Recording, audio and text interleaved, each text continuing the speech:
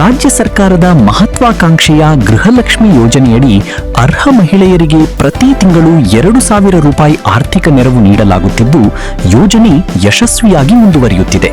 ಆದರೆ ಯೋಜನೆಯ ಸೌಲಭ್ಯ ನಿಜವಾದ ಅರ್ಹ ಫಲಾನುಭವಿಗಳಿಗೆ ಮಾತ್ರ ತಲುಪುವಂತೆ ಮಾಡಲು ಸರ್ಕಾರ ಹೊಸ ಪರಿಶೀಲನಾ ಕ್ರಮಗಳಿಗೆ ಮುಂದಾಗಿದೆ. ಕೆಲವು ಕಡೆಗಳಲ್ಲಿ ಮೃತಪಟ್ಟವರು ಅಥವಾ ಅನರ್ಹರ ಹೆಸರಿನಲ್ಲಿಯೂ ಹಣ ಜಮೆಯಾಗುತ್ತಿರುವ ಬಗ್ಗೆ ಅನುಮಾನಗಳು ವ್ಯಕ್ತವಾಗಿರುವ ಹಿನ್ನೆಲೆಯಲ್ಲಿ ಫಲಾನುಭವಿಗಳ ಮಾಹಿತಿಯನ್ನು ಮತ್ತೊಮ್ಮೆ ಪರಿಶೀಲಿಸುವ ಪ್ರಕ್ರಿಯೆ ಆರಂಭವಾಗುವ ಸಾಧ್ಯತೆ ಇದೆ.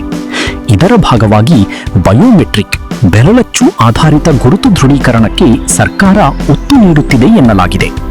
ಪ್ರಮುಖ ಅಂಶಗಳು: ಫಲಾನುಭವಿಗಳ ಗುರುತು ದೃಢೀಕರಣಕ್ಕಾಗಿ ಬಯೋಮೆಟ್ರಿಕ್ ಪರಿಶೀಲನೆ, ಆಧಾರ್ ಸಂಖ್ಯೆಯೊಂದಿಗೆ ಮಾಹಿತಿಯ ತಾಳ ಪರಿಶೀಲನೆ, ಅಗತ್ಯವಿದ್ದಲ್ಲಿ ಸೇವಾ ಕೇಂದ್ರಗಳಲ್ಲಿ ವಿವರಗಳನ್ನು ನವೀಕರಿಸಿಕೊಳ್ಳುವ ಅವಕಾಶ, ದಾಖಲೆಗಳ ಆಧಾರದ ಮೇಲೆ ಫಲಾನುಭವಿಗಳ ಅರ್ಹತೆ ಮರುಪರಿಶೀಲನೆ, ಮೃತಪಟ್ಟವರು ಅಥವಾ ಅನರ್ಹರ ಹೆಸರಿನಲ್ಲಿ ಹಣ ಬಿಡುಗಡೆಯಾಗದಂತೆ ಕ್ರಮ.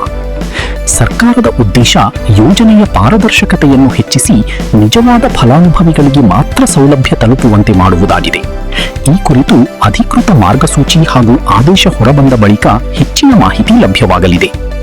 ಗೃಹಲಕ್ಷ್ಮಿ ಯೋಜನೆಯ ಫಲಾನುಭವಿಗಳು ತಮ್ಮ ಆಧಾರ್, ಬ್ಯಾಂಕ್ ಖಾತೆ ಹಾಗೂ ಇತರೆ ದಾಖಲೆಗಳ ಮಾಹಿತಿಯನ್ನು ಸರಿಯಾಗಿರುವುದನ್ನು ಖಚಿತಪಡಿಸಿಕೊಳ್ಳುವುದು ಒಳಿತು ಎಂದು ಅಧಿಕಾರಿಗಳು ಸಲಹೆ ನೀಡಿದ್ದಾರೆ.